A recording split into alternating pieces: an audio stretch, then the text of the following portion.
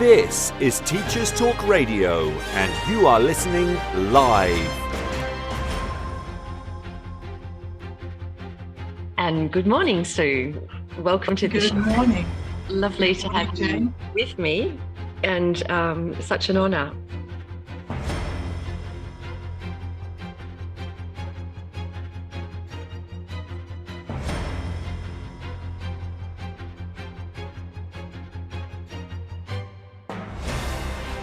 This is Teachers Talk Radio, and you are listening live.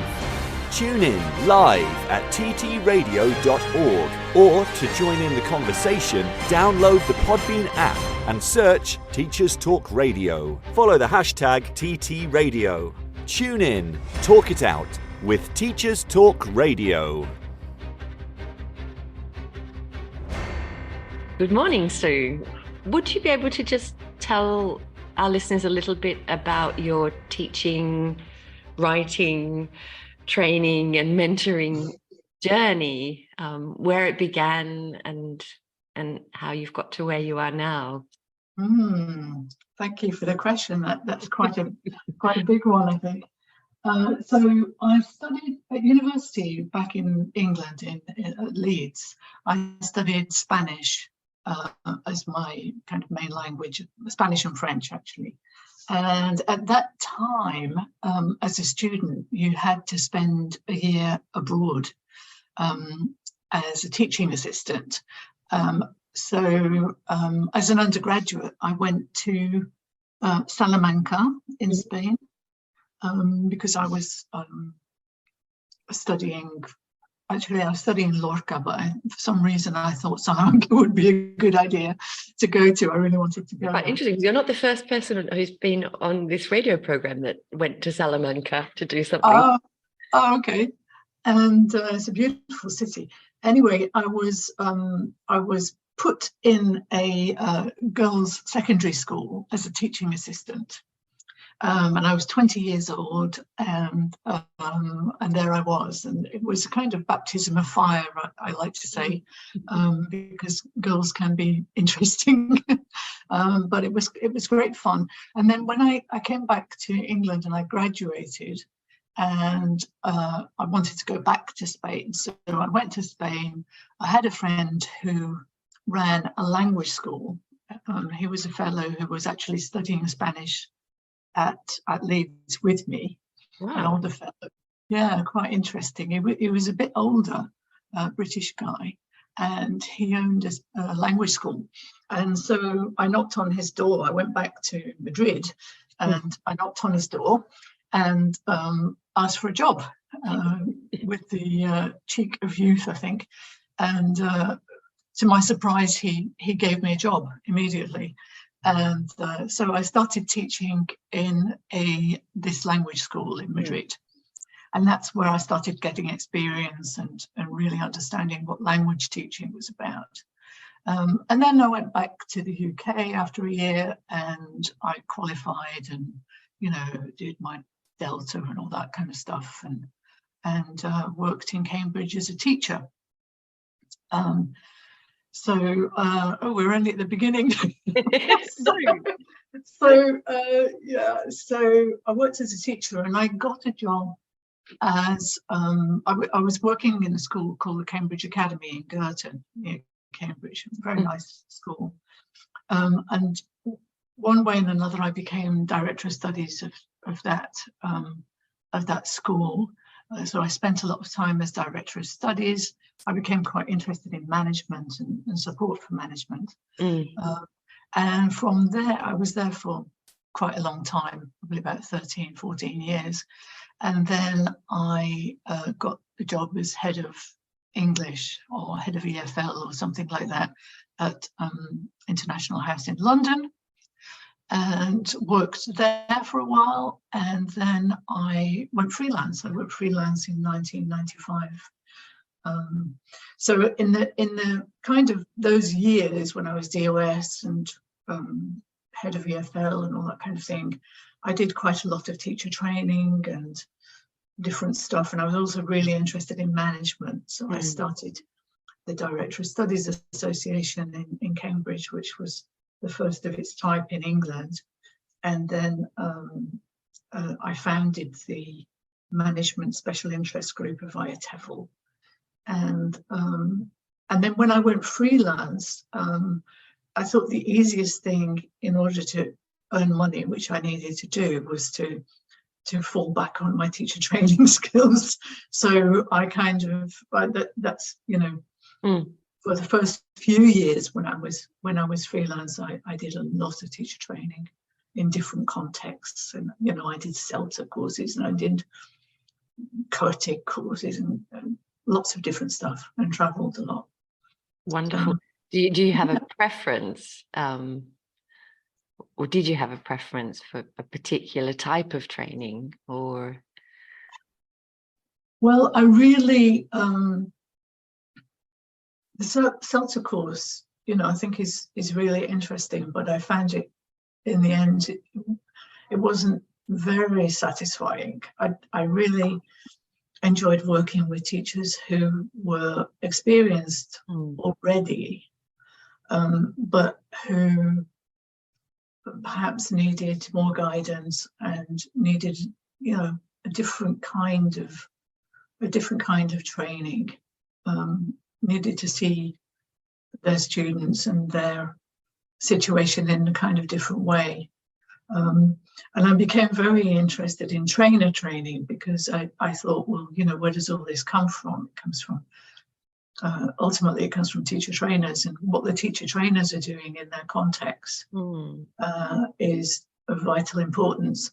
So I became quite, you know, I developed into kind of consultant who worked with largish projects in places like Iran and Central and South Asia and things like that. So I worked a lot with British Council, or I have worked a lot with British Council on those kinds of projects. And they're very, I think probably they're the most rewarding things, because also it's not just a course, it's not just like 2 weeks. So for example, I did a project with Iran, and I worked with them for, I think it was something like 9 years. So I was their main consultant. So, you know, I knew those teacher trainers really well. We were meeting up every, you know, twice a year in Istanbul or Dubai. And I had personal relationships with them.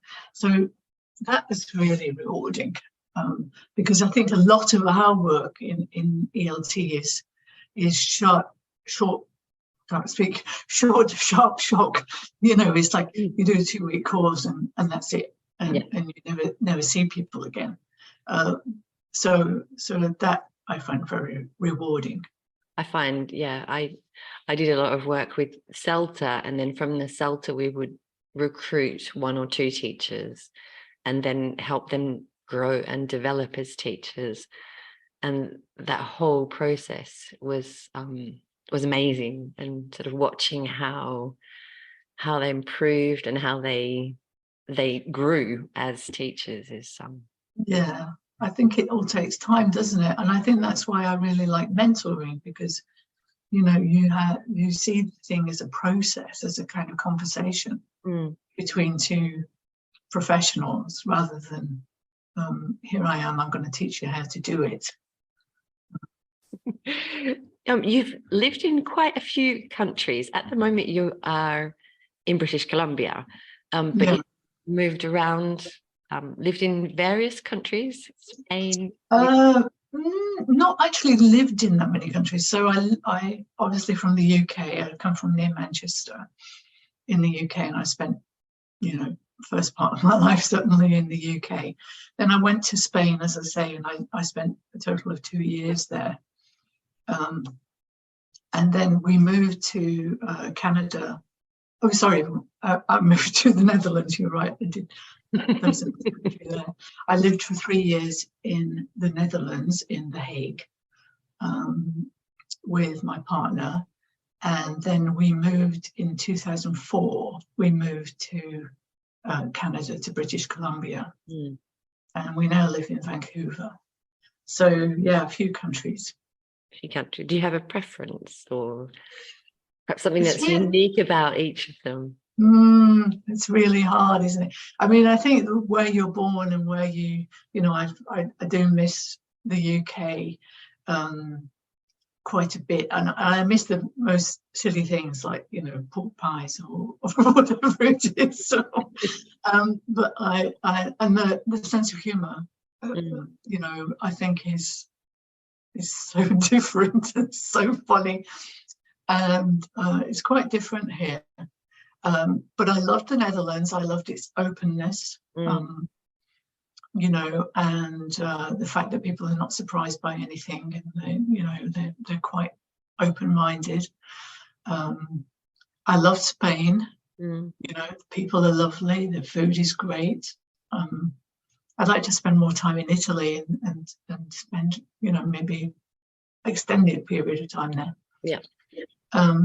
And Canada is great in the sense that it's very encompassing of all communities, because it's an immigrant population on the whole. I mean, there are people who came earlier and people who came later, but generally speaking, it's a population of people from somewhere else. Yeah. So it tries to be very welcoming of different communities, and I think it manages on the whole. I mean, there are issues, but I think it really manages to do that. It's also started just now. It started this in recent years. It started this reconciliation with the indigenous population, which is quite interesting to watch and to be involved in. And of course, is really, really important. So they're trying to do the right thing, Canada, and I appreciate that. And it's a very easy place to live. How wonderful! Yeah, no, I haven't been to Vancouver. Have I been? No, I haven't. I have visited some cities. Montreal, I found gorgeous. And areas around Alberta in Canada. But no, it is a very, very lovely place. So you do many things and you wear many hats. What fuels that drive? It's a really interesting question. I'm not sure I totally know what the answer is. I mean, I think I'm quite a creative person, so I think that I get ideas about things and I really want to put those ideas into practice. And I do have the ability, as you go through life, you gain more skills, and ideas are one thing, but actually putting them into practice is another. And I think I have gained the skills to be able to put some things into practice. So I like that feeling that I'm doing something creative, and that I'm just having a good time, really. More than anything, I mean, having a good time and helping people. Yeah, I mean, I do want to give back to the ELT community because it's been really, I think it's been really good to me. It's now time for the news. So we will be right back just after the break to hear more about Sue Leather's fascinating career. So we will be right back. This is Teachers Talk Radio, and this is Teachers Talk Radio News.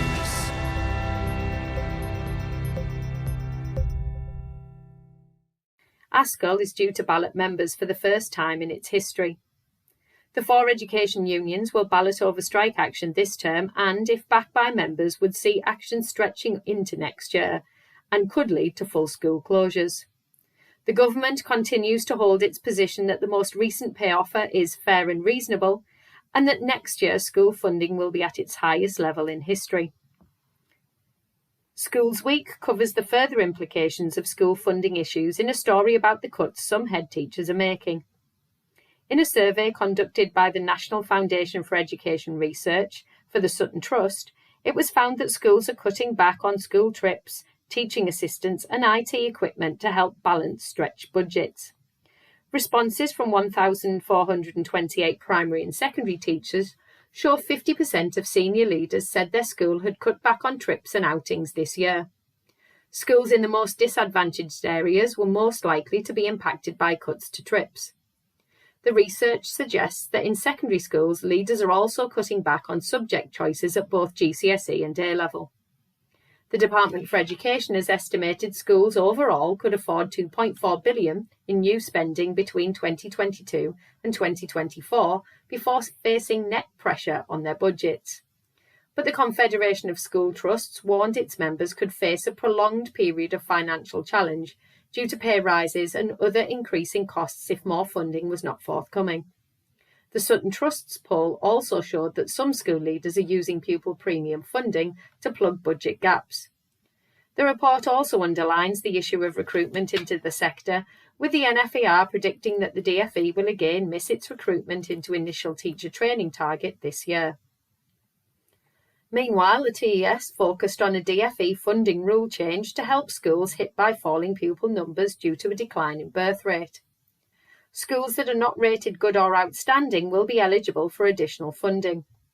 Other changes will be introduced from 2024 to 25, and councils will set expectations around the minimum funding they must provide to support schools with significant increases in pupil numbers. Schools with more than one site will also receive extra funding where they need to duplicate services over multiple sites.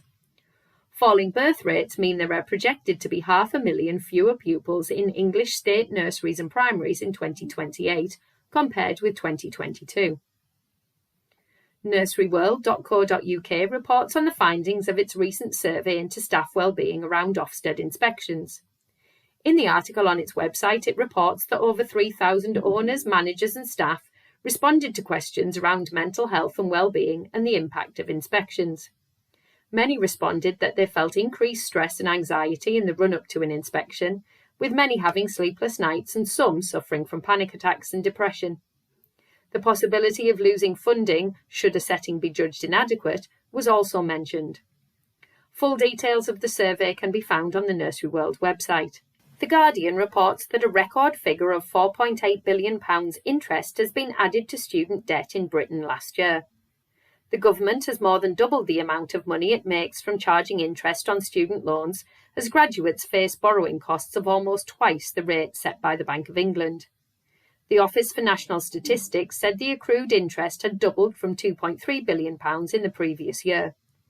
The forecast average debt among the cohort of students who started their course in 2021 and 22 is £45,800 when they complete their course. Finally, the Morning Star in Scotland reports that increased spending per school pupil is failing to deliver improved outcomes.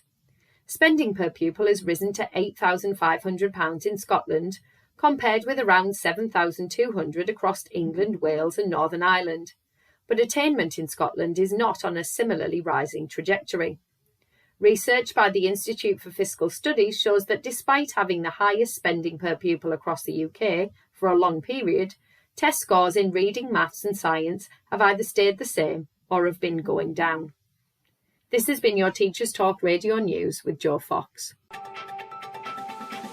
This is 2 Minute Tech with Steve Woods, your tech briefing on Teachers Talk Radio. Hello, this week I'm going to attempt to explain in simple terms how the internet works. Let's take this tech briefing for example. I know every single one of you at some point have thought, how on earth can someone who makes a recording in one part of the world be broadcast globally to thousands of people and there be very few errors? I won't even go off when you go under a bridge, although I did give Tom Rogers a lift once and can tell you he's so radio he stopped talking when I drove through the Mersey Tunnel. For the internet to work, a way of allowing people to simultaneously use the same cables had to be created. The traditional phone call method could not be used because this would limit the number of users. If computers made a dedicated connection like a phone call does, then there'd be a lot of waiting going on. Imagine if you had to wait in line for a download. You are 457th in the queue. Your download is important to us. Please listen to this monotonous music while you wait. It simply wouldn't catch on. So, what happens? Data is transmitted in a similar way to the postal system, just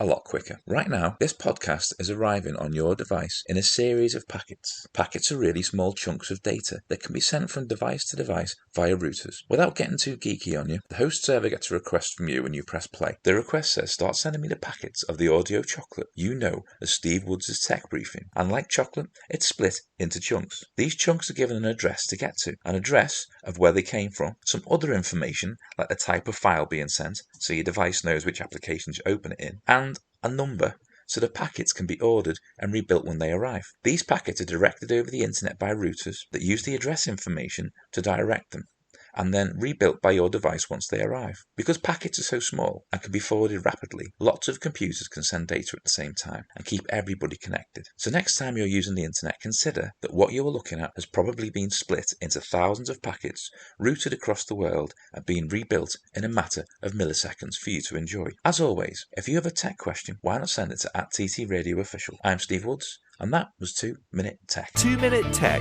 with Steve Woods, your tech briefing on Teachers Talk Radio. I'm with Sue Leather again to hear more about her fascinating career. So you're an author and a strong advocate for extended reading. Yes. What are some of the benefits? Well, there are a lot of benefits. The research is pretty clear on extensive reading. I mean, as I'm going to say in my ITEFL presentation, the jury is not out. The verdict has been returned. And, it's pretty much set that extensive reading is one of the best things you can do to improve your language skills. And there's lots of research in areas of, reading skills, writing skills, vocabulary development, even things like affect and oral skills. So, for me, the research is there, and, people like Rob Waring and Gray have said things like, the only question really is why we're not doing it more. And so for me, the question is not so much what are the benefits, but what's the missing link? And I think probably the missing link is motivation. And the questions really are how we can motivate teachers to use it and students to benefit from it in classrooms. That's the thing. I don't want to spoil all of it, but some possible solutions. Yeah, well, I think that you have to have what we did in our book. Jesuit and I wrote a book about the role of motivation, and what we looked at was, how to provide motivation, how to get students motivated to read. And I think there are certain things you can do, which I'll talk about in my ITEFL presentation, but they include things like having goals conferences. So you have to get students to believe that they can be successful at this. So it's a question of beliefs. Can I do this task? Yes, I can do this task. It's also a question of values. Do I really want to do this task? Why should I do this task? And goals. And so you can do things like have goals conferences, have kinds of put posters on the wall and get students to set their own goals. Try to get students to develop their own regulatory practices so that you're not, I think one of the issues is it's often the teachers kind of saying, okay, we're going to read this book. You've got to read it. What we want to be going towards is the students saying, wow, this is really interesting to me, and I want to read it. And I think that interest is another issue. I'm sort of bobbing around from thing to thing here, but I think interest is another big issue, because I think that often, for example, if we think about our own reading, well, what do I read? I'm really interested in literary fiction and thrillers. That's what I read mainly. I read a bit of nonfiction. But so if I wanted to impose my reading on you, you might, for example, really love science fiction, or you might like reading books about knitting. I don't know. We were just having a conversation about this. I was just having the same conversation with my sister, just must be about 10 minutes ago. So we're talking about, she's arrived and she hasn't got her book list together. So we're just thinking about what she's going to read while she's finally on holiday. And I've got a collection here of like some of my dad's books and some of my mum's books. But neither are, we kind of read differently. Dad's very, history and real stories, and mum sort of completely. So what kind of reader you are really does.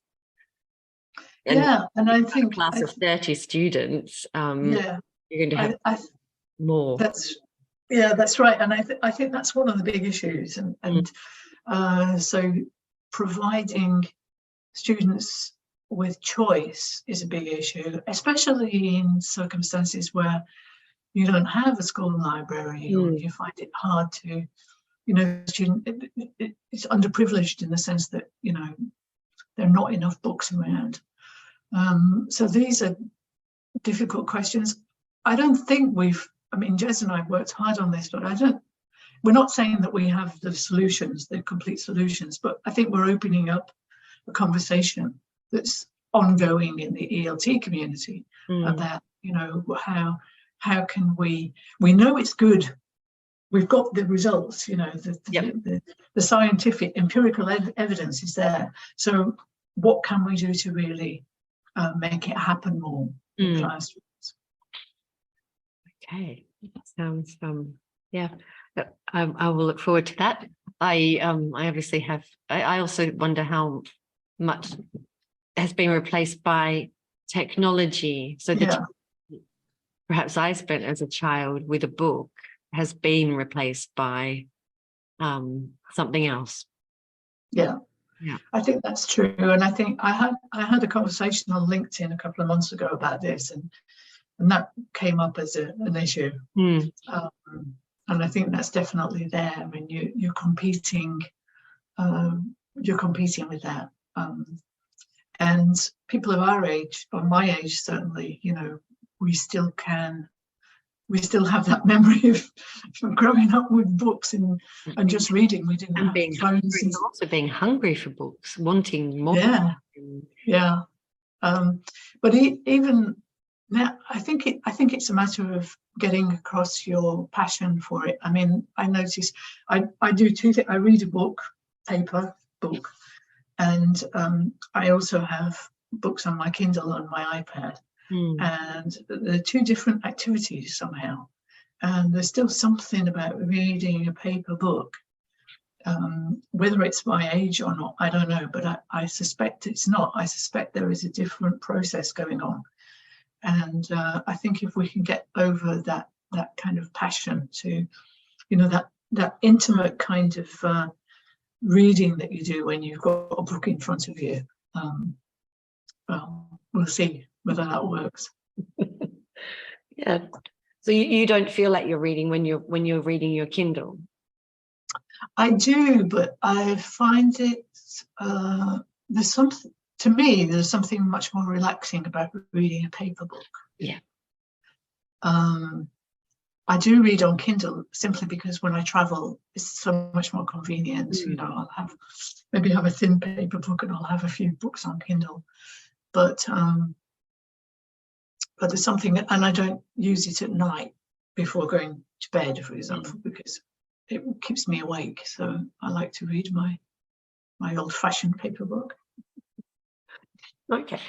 In terms of your teaching beliefs, How have they evolved over the years? What books? Your beliefs about teaching. Oh, my beliefs about teaching.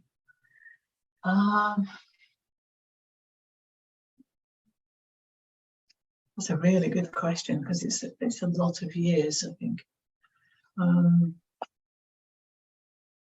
I think when I started out, I was mad for it. I mean, I loved ELT methodology and all the rest of it, and it is great.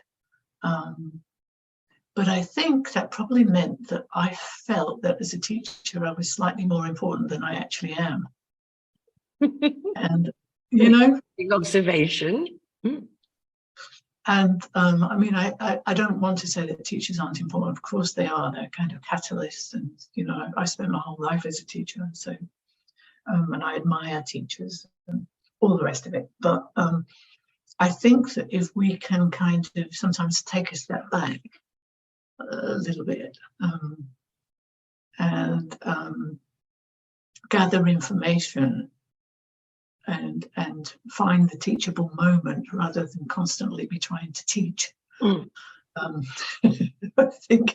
think that's I mean, I think that you do that as you gain experience and you get older anyway, because first of all, you don't have the energy to jump up and down like you used to.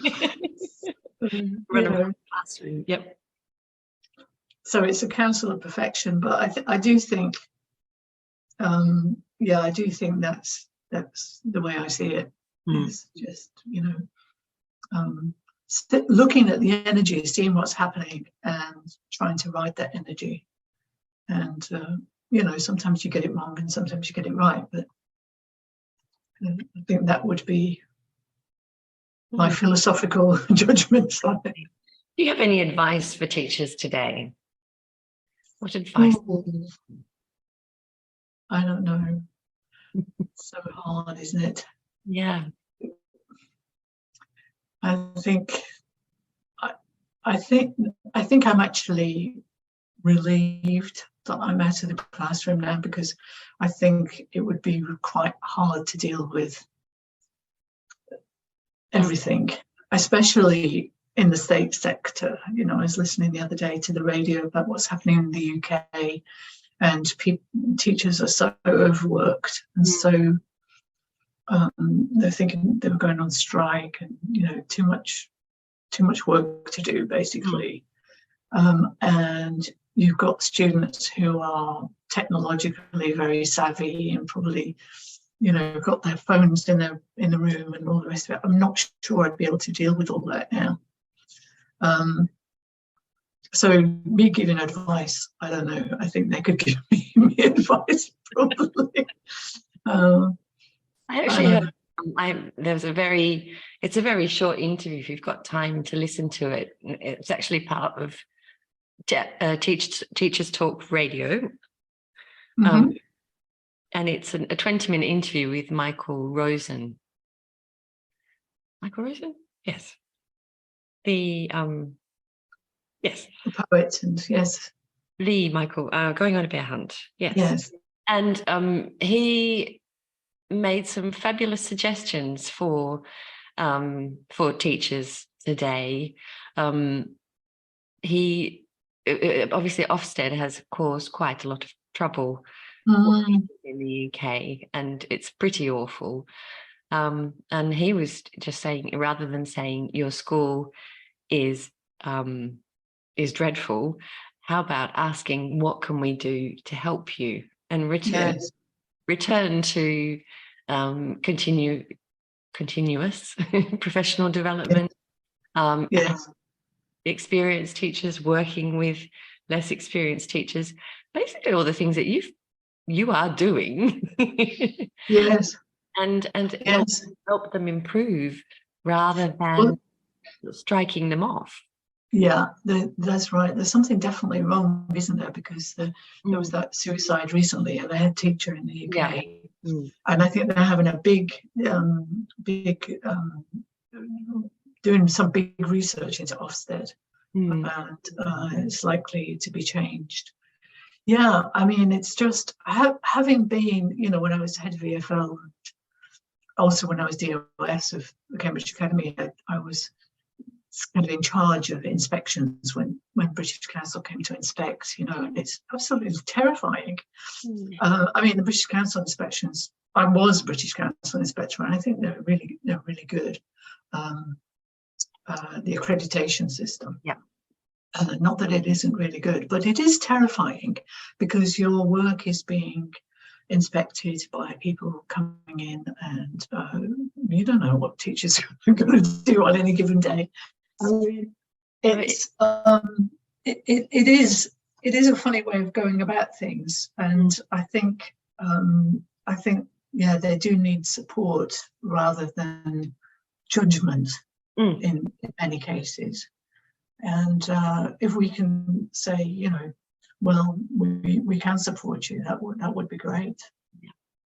Yeah, I think something does need to change with the current system. But then, I mean, you come from an international house background as well, which is probably one of the most supportive teacher networks I think I know. I mean, the way the level of support at all sort of phases, from teachers to management, there's very, very clear good support and good professional development. And certainly example of excellence in the ELT world. Yeah, I think so. I mean, yes, I think so. I mean, I actually came into, I wasn't kind of born and bred in International House. I was born and bred somewhere else, the Cambridge Academy sort of thing. Yeah. And I came into International House as a quite senior manager. So that was interesting in itself. So I got the chance to look at the culture. It's very admirable. I didn't really grow up in that kind of shelter. It's very or it was at the time. And I don't know now, but it's very shelter focused. I didn't grow up with that. But yeah, there's lots to learn there. Definitely. No, I was British Council for about 25 years, so I was always really happy when I was recruiting a new teacher, and if they'd come from International House, we would always know that they've had a certain level of support and growth development. Yeah. It's a fabulous organisation for that reason. Who are the people that inspire and influence you today? Oh, that's a really interesting question. I mean, over the years, I've been inspired by, quite a lot of women in ELT, the generation just beyond me with, Catherine Walter and Tessa Woodward and those people inspired me quite a lot. When I look around ELT today, I don't know really that. I suppose because I'm kind of nearer the end of my career, so I'm really looking at different things. I'm quite interested in writing fiction, so I look at writers, and I'm always on the lookout for people that I really want to. You read something and you think, geez, I wish I'd written that, sort of thing. And so I'm looking more at those kinds of people than at ELT these days. But yeah, there were some people who've changed the conversation. I mean, I worked for some years with Mario in Balukri, and because he was based in Cambridge for a while, and he worked at the school. He asked me if he could come and teach at the school, and he worked with us for quite a long time, and I knew him very well. And he was, he could be a pain. It was quite hard to work with in some sense, because he was always changing the conversation. He was a real maverick. I remember a story about him once doing a conference presentation from under the table. Yes. Yes, that sounds like him. And but and he could, it wasn't always an easy relationship I had with Mario, but I did admire him because he wanted to change the conversation almost constantly. He wanted to make people see things that we normally don't see, and pedagogically and in life. So I think he was one of those people for me that was, in retrospect, particularly at the time, it was quite hard, but in retrospect, made things interesting. And there were still some exercises. There were still some activities of his that until recently I was still using. No, definitely. He. What do you? Okay, so people who inspire you. What about work that's been done by others that has most inspired you? You mean in ELT? Yeah. I really like Tessa Woodward's work on teacher training, particularly on loop input, that kind of thing. That's kind of, in the past now, but I really learned a lot from that. I liked her work. I like Angie Malderiz's work on mentoring. All her stuff is really interesting. And she actually worked on a project that I worked on in Central and South Asia, and that was interesting. There are lots of people doing really interesting things. I think the people who are opening up the conversation about diversity and inclusion, some of that is really, really interesting. Lots of interesting and necessary, I think. And necessary, yeah, absolutely. So the change, or anything where there's change, I quite like to see. I mean, I sometimes may resist it for a while. I think that's a normal human trait.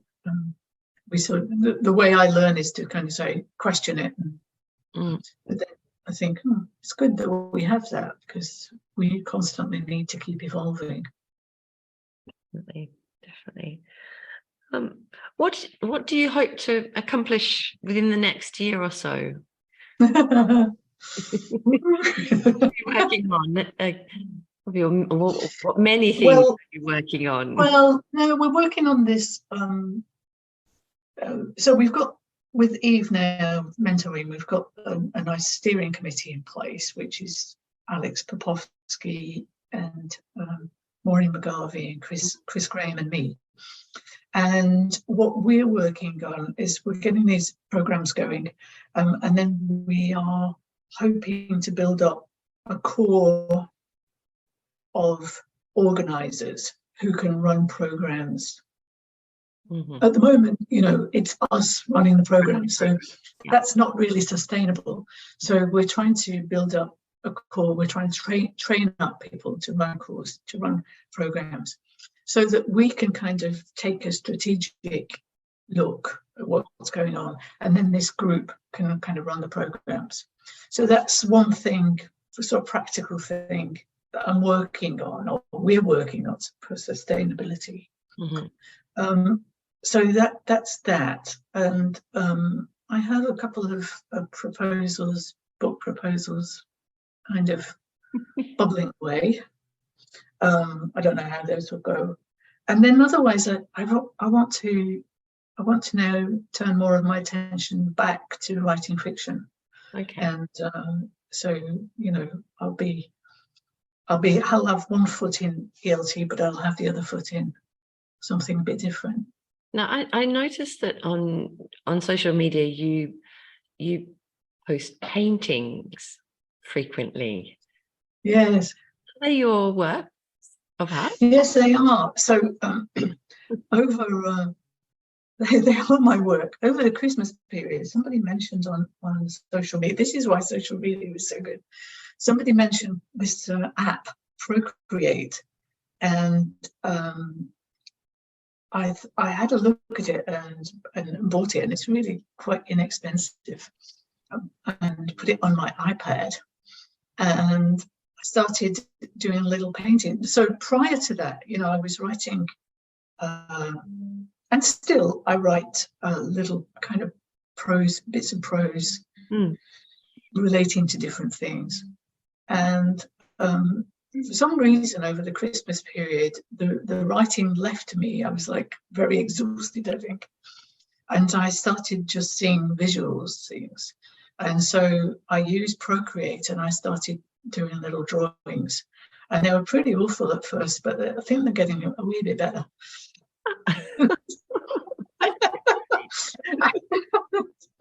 And so I quite enjoyed it. And it was, interestingly enough, because as a writer, you have to be very observant of things, right? People and things.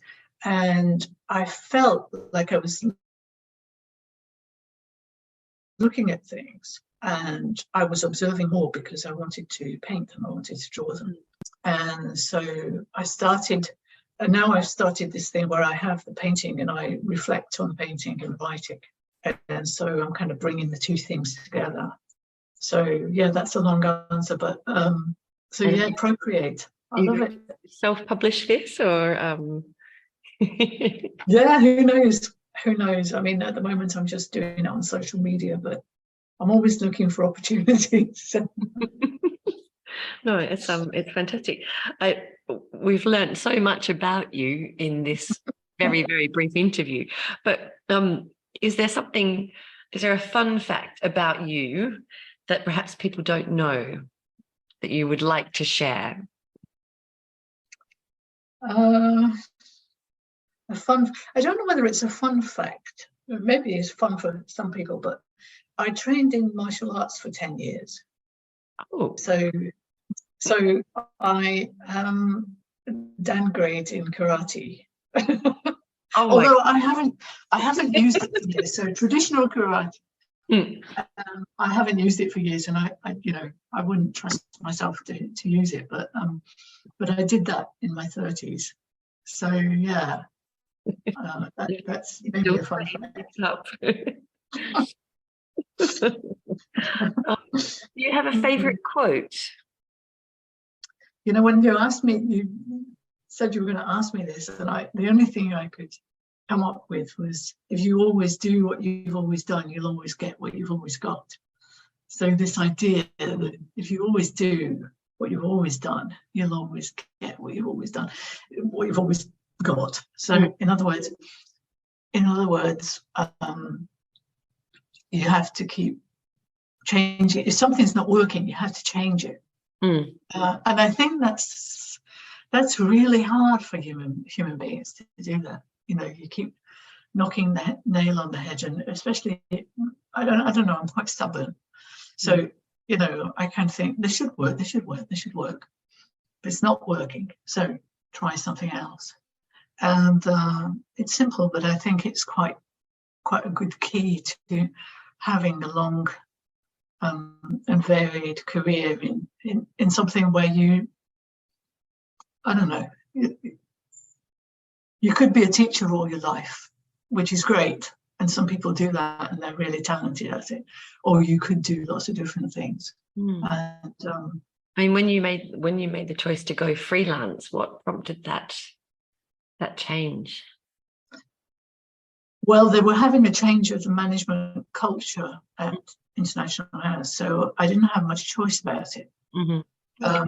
And what turned out, so at first I wasn't terribly happy about it, but within a very short time I became very happy about it, because a lot of people rang me up and said, "Oh, we've heard you're not at IH anymore. Do you want to go to Serbia to do a course for 6 weeks?"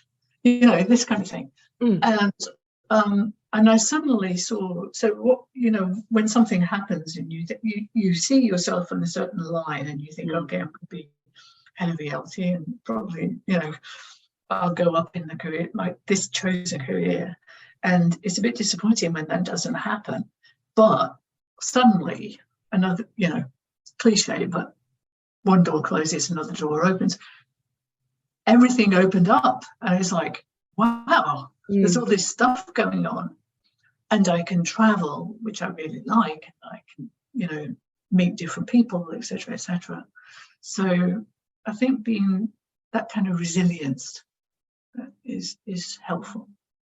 Yeah, definitely. And also, I think I had a similar situation a few years ago, and I was very upset about it to start with, but now I think it was almost Best thing. blessing. The best thing that could happen to you, right?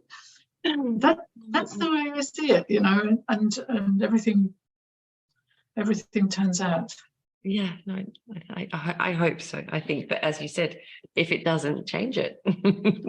Yeah, Absolutely. absolutely. All right. So thank you very much for your time this morning. It has been absolutely wonderful talking to you and hearing about the many, many things that you do. It's fascinating. If people want to get in touch with you, where would be the best place for them to go?